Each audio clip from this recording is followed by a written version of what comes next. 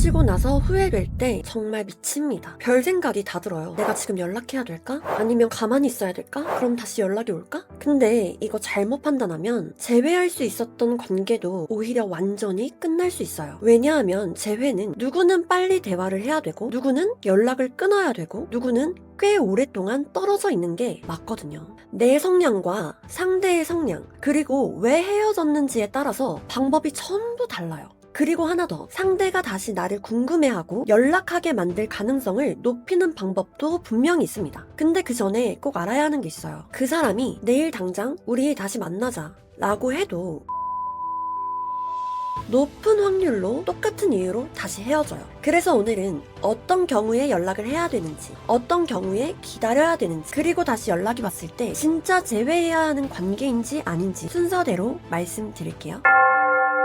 첫 번째, 재회는 먼저 내 케이스를 구분해야 합니다. 재회를 고민하는 분들이 제일 많이 하는 질문이 이거예요.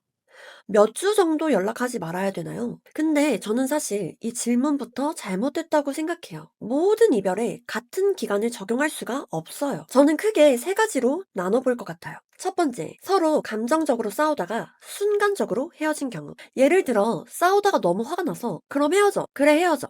이렇게 된 경우죠. 물론 이렇게 쉽게 헤어지자는 말을 뱉으면 안 되겠지만 평소에는 관계가 괜찮았고 큰 문제가 누적돼 있었던 것도 아닌데 감정이 확 올라와서 이별까지 간 거라면 이건 너무 오래 시간을 끄는 게 오히려 안 좋을 수가 있어요. 조금 진정한 뒤에 사과할 부분이 있으면 먼저 사과하고 그때는 내가 너무 감정적으로 말한 것 같아. 서로 조금 진정하고 다시 얘기해보고 싶어. 이렇게 비교적 빠르게 대화를 시도해볼 수도 있죠. 두 번째, 같은 문제로 계속 싸우다가 지쳐서 헤어진 경우. 이 경우는 완전 달라요. 연락 문제로 계속 싸웠다. 표현 문제로 계속 싸웠다. 자존심 싸움을 계속했다. 싸울 때마다 상처 주는 말을 반복했다. 그리고 그때마다 다시는 안 그럴게.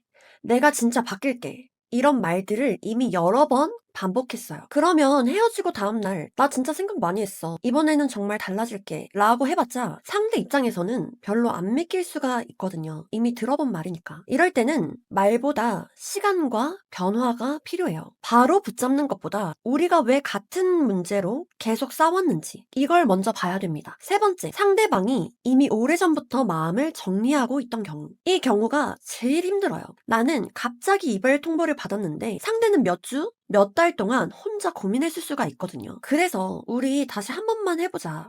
이렇게 말을 해도 상대 입장에서는 이미 그 과정을 혼자 다 끝낸 상태일 수가 있죠. 이럴 때 계속 설득하면 오히려 상대는 아, 역시 헤어지기 잘했다 라고 자기 결정을 더 확신할 수도 있어요. 당장 상대의 마음을 돌리려고 하기보다는 거리를 두는 게 맞을 가능성이 높습니다. 지금 이 영상을 보시는 분들이 재회 영상을 많이 보셨을 거예요. 무조건 한 달 연락하지 마세요. 30일 지나면 후폭풍이 옵니다. 뭐 이런 얘기들. 근데 저는 모든 관계에 똑같이 적용하는 건 조금 위험하다고 생각해요. 욱해서 헤어진 커플이랑 몇 년 동안 같은 문제로 싸우다가 한 사람이 완전히 지쳐서 떠난 커플이 같을 수가 없잖아요. 재회라는 건 내가 어떤 성향인지, 상대가 어떤 성향인지, 우리가 무슨 문제로 헤어졌는지 이 세 가지를 같이 봐야 합니다. 예를 들어서 나는 불안할 때 계속 상대에게 확인을 받고 싶은 사람이에요. 근데 상대는 힘들면 혼자 있는 시간이 필요한 사람이에요. 그러면 이게 싸웠을 때 나는 왜 대답 안 해? 난 지금 얘기하고 싶어. 이러면서 계속 다가가게 되고 상대는 제발 나 좀 지금 내버려둬 하면서 더 멀어질 수 있죠. 이 상황에다가 무조건적인 재회 공식을 적용하면 안 돼요. 그래서 여러분이 먼저 물어야 하는 건 며칠 뒤에 연락하지 이게 아니라 우리는 왜 헤어졌지? 나는 어떤 사람이지? 상대는 어떤 사람이지? 이 질문을 해야 된다는 거예요. 평소에 나는 안다고 생각하지만 사실은 모르는 것들이 굉장히 많거든요. 제가 재회에서 정말 중요하게 보는 게 하나 있어요. 헤어진 이유가 사건인지 아니면 패턴인지 이걸 구분해야 돼요. 한번 크게 싸웠어요. 서로 감정적으로 심한 말을 했어요. 그리고 순간적으로 헤어지자는 말까지 나왔어요. 이건 하나의 사건일 수 있습니다. 근데 연락 때문에 30번을 싸웠고 거짓말 때문에 여러 번 헤어졌고 헤어질 때마다 이번엔 진짜 바뀔게 라고 했는데 다시 만나잖아요. 똑같죠. 결과는 똑같아요. 그건 사건이 아니라 패턴이에요. 그리고 패턴은 보고 싶다는 감정만으로는 안 바뀌어요. 그래서 헤어졌다 만났다를 계속 반복하는 분들이 그래도 이렇게 여러 번 다시 만났다는 건 운명 아닌가요? 이렇게 생각하기도 하시는데 저는 꼭 그렇게 보지 않아요. 여러 번 다시 만났다는 게 서로 사랑한다는 의미일 수도 있지만 반대로 헤어질 만큼 힘든데 그걸 놓을 만큼 단단하지 못했던 관계일 수도 있어요. 그러니까 재회를 너무 로맨틱하게만 보면 안 됩니다. 자, 여기서 여러분이 제일 궁금한 이야기를 해볼게요. 그래서 다시 연락 오게 하는 방법은 없나요? 있어요. 네, 분명히 있습니다. 물론 그 연락이 진짜 다시 만나고 싶어서 하는 연락인지 아니면 외로워서 하는 연락인지 그냥 궁금해서 하는 연락인지 내가 아직 자기를 좋아하고 있는지 확인하고 싶어서 하는 연락인지는 그 다음 문제예요. 하지만 상대가 다시 나를 떠올리고 궁금해지고 연락하고 싶어질 가능성을 높이는 방법은 있습니다. 근데 제가 말하는 건 다른 남자 있는 척하기, 인스타에 의미심장한 사진 올리기, 일부러 잘 사는 척하기, 일십해서 불안하게 만들기 이런 것들이 아니에요. 이런 걸로 연락이 올 수도 있거든요. 근데 그 연락이 좋은 재회로 이어지는지는 완전히 다른 문제예요. 제가 생각하는 가장 강한 방법은 헤어질 당시의 나와 지금의 내가 달라지는 겁니다. 사람이 헤어질 때는 상대에 대한 결론을 하나 내려요. 얘는 안 바뀔 거야. 우리는 또 싸울 거야. 다시 만나도 똑같을 거야. 이 관계는 안 될 거야. 그래서 떠나는 거예요. 근데 시간이 지나서 상대가 나를 다시 봤을 때 헤어질 당시와 내 모습이 달라져 있으면 자기가 내렸던 결론에 조금씩 균열이 생길 수 있어요. 얘 좀 달라졌는데? 예전 같지가 않네? 진짜 변한 건가?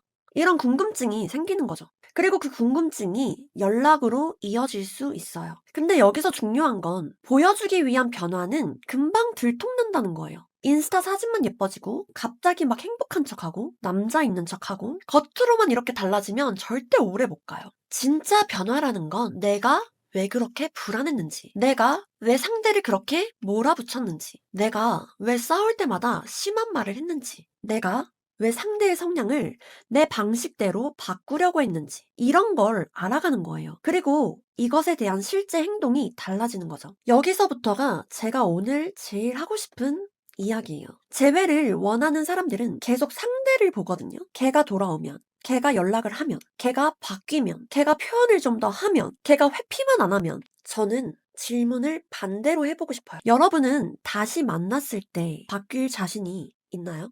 이게 정말 중요해요. 상대가 원래 연락을 많이 하는 사람이 아니에요. 그걸 알고도 다시 만날 수 있나요? 상대가 감정 표현이 서툰 사람이에요. 그럴 때마다 날 안 사랑하나? 라고 해석하지 않을 자신이 있나요? 상대가 싸우고 나서 조금 혼자 있는 시간이 필요한 사람이에요. 그 시간을 왜 도망가?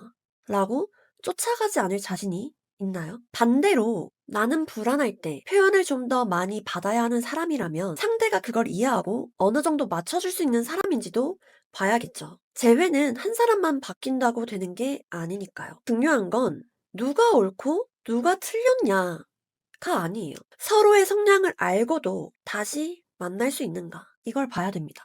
여기까지 들으면 이런 생각 드는 분들이 분명히 있을 거예요. 아니, 잘못은 걔가 있는데요. 걔가 연락을 안 했는데요. 걔가 회피했는데요. 걔가 이기적인데 제가 왜 바뀌어야 하죠? 맞죠? 상대의 문제일 수도 있어요. 그리고 제가 내가 바뀌어야 한다고 말하는 건 상대의 잘못을 참으라는 말이 아니에요. 상대가 나에게 준 상처까지 내 책임으로 가져오라는 뜻도 아닙니다. 제가 하고 싶은 말은 이거예요. 그 사람에게 그런 문제가 있다는 걸 알고 있는데도 지금 다시 붙잡고 싶은 사람은 누구예요? 나예요. 그러면 내가 선택을 해야 합니다. 나는 이 사람의 이런 성향까지 알고도 다시 만날 수 있는가? 이건 이해할 수 있는 차일까?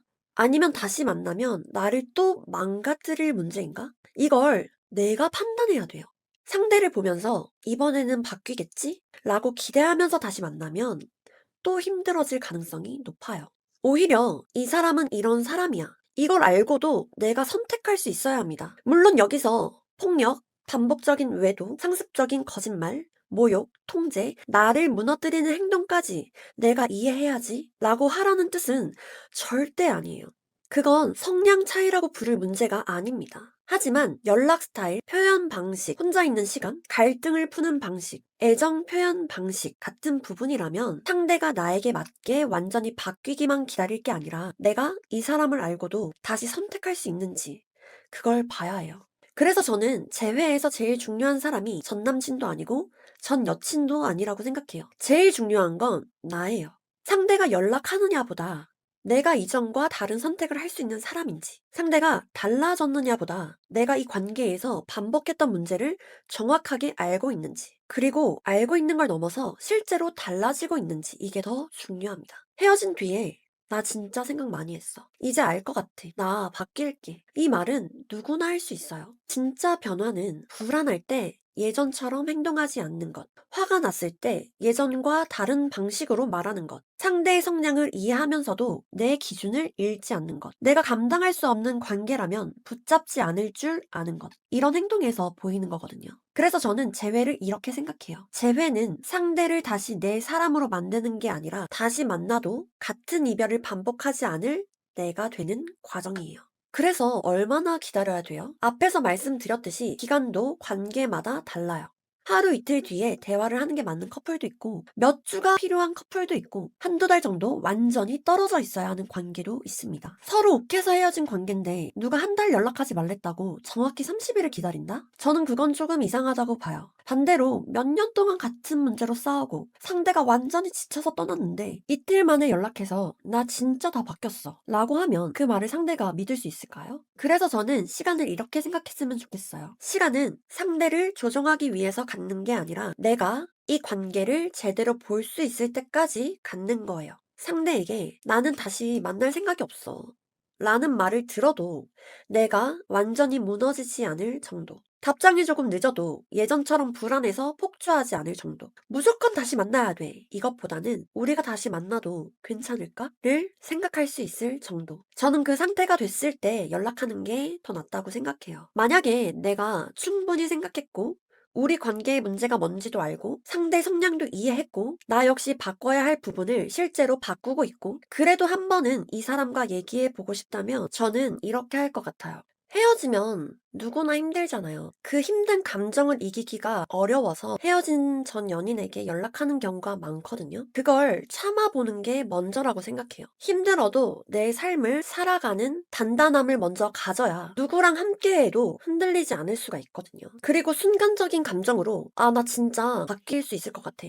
내가 다시 만나면 잘 만날 수 있을 것 같아. 이런 순간적인 감정이 아니라 정말 그 외로움과 이별 후의 힘든 그 시간들을 혼자서 덤덤하게 이겨나가고 생활해 나가는 그 단단함이 쌓였을 때 연락을 한번 해보는 거죠. 그리고 연락을 하지 않아도 이렇게 잘 살아나가고 있을 때 상대에게 연락 오는 경우도 많습니다. 이렇게 단단함이 쌓였을 때 연락을 하게 되면 그 말부터가 달라져요. 가볍게 감정적으로 내가 잘못했어. 내가 더 잘할게. 우리 다시 얘기해보자. 이런 느낌이 아니라 내가 이렇게 생각을 해봤고 이런 감정도 느껴봤는데 이런 문제들이 있었던 것 같고 나의 문제는 이러이러했던 것 같다. 그런데 내가 너랑 헤어지기에는 너무 후회가 되고 한 번이라도 다시 만나서 얘기해보고 싶다. 너무 긴 장문도 아니고 너무 감정적인 얘기도 아니고 정말 내가 단단함에서 나오는 그 말들은 상대가 느끼기에도 틀리거든요. 그래서 그때 얘기를 꺼내면 한 번이라도 다시 만나고 좋은 결과로 이어질 확률이 높습니다. 여러분이 재회를 위해서 상대에게 전달해야 하는 건 절박함이 아니라 안정감이기 때문이에요. 그걸 상대도 느낍니다. 그리고 만약에 답장이 안 올 경우에는 두 번째, 세 번째, 네 번째 연락까지 계속 보내지 않으면 좋겠어요. 연락 안 오는 답이 상대의 답일 수도 있거든요. 상대의 거절을 존중하지 못하면서 좋은 재회를 시작하기는 어려워요. 그리고 만약에 반대로 상대가 연락을 먼저 해왔어요. 여러분 입장에서는 심장이 너무 뛰겠죠? 잘 지내? 보고 싶다. 갑자기 생각났어. 근데 저는 여기서 바로 나도 그랬어.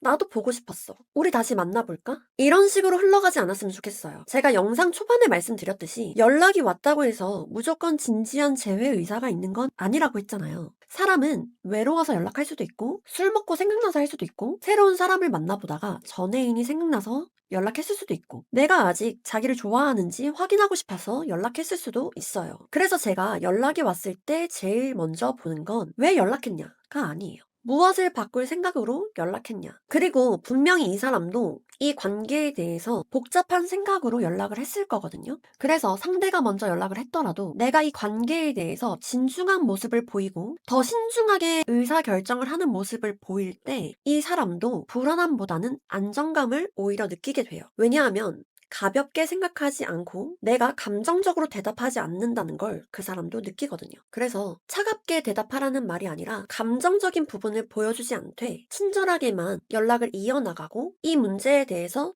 나도 진중하게 생각하고 있다는 그런 모습으로 연락을 하시는 게 저는 좋은 방향으로 이끌어 갈 수 있다고 생각합니다. 그리고 상대가 연락이 왔다는 사실보다 이 연락 이후에 어떤 태도와 행동을 보이는지를 꼭 봐야 돼요. 진짜 다시 만나기 직전에는 이 세 가지를 확인하세요. 첫 번째, 우리는 왜 헤어졌는지, 둘 다 같은 문제를 보고 있는지. 나는 연락 문제라고 생각하는데 상대는 나는 그냥 너무 지쳐서 헤어진 거였어 라고 생각하고 있으면 출발점 자체가 달라요.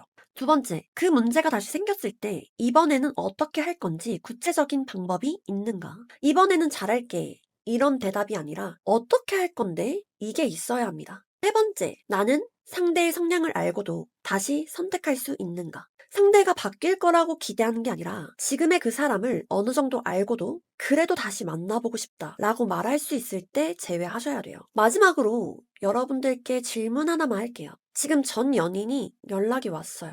우리 다시 만나자 라고 하면 여러분은 뭐라고 할 것 같으세요? 아마 지금은 당연히 만나죠 라고 생각할 수도 있어요.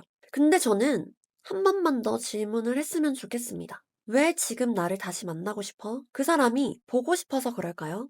외로워서 그럴까요? 다른 사람이 생길까봐 무서워서 그럴까요? 헤어진 내가 실패한 사람처럼 느껴져서 그럴까요? 내가 버림받았다는 감정을 없애고 싶어서? 정말 우리가 왜 헤어졌는지 알게 됐고, 상대의 성향도 이해하게 됐고, 내가 바꿔야 할 부분도 알게 됐고, 실제로 그 부분을 바꾸고 있고, 상대 역시 이 관계를 다시 만들어갈 의지가 있어서 이건 완전히 다른 재회예요. 여자가 재회를 두고 이렇게 생각하는 모습을 볼 때 오히려 남자는 현명한 여자라고 생각하게 되고 이 여자를 더 놓치고 싶지 않아지는 겁니다. 저는 재회 자체를 나쁘다고 생각하지 않아요. 헤어지고 나서야 서로를 제대로 이해하고 예전보다 훨씬 좋은 관계가 되는 커플도 있거든요. 그런데 그런 재회에는 공통점이 하나 있습니다. 사람만 돌아오는 게 아니라 관계가 달라져요. 그리고 관계가 달라지려면 상대만 달라져서는 안 됩니다. 나도 달라져야 해요. 결국 재회에서 가장 중요한 건 상대가 아니라 나라는 거예요.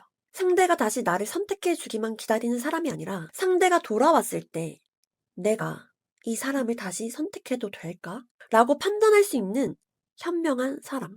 상대가 바뀌기만 기다리는 사람이 아니라 내가 바꿀 수 있는 부분부터 진짜 바꾸는 사람. 저는 그 상태에서 하는 재회가 가장 건강한 재회라고 생각합니다.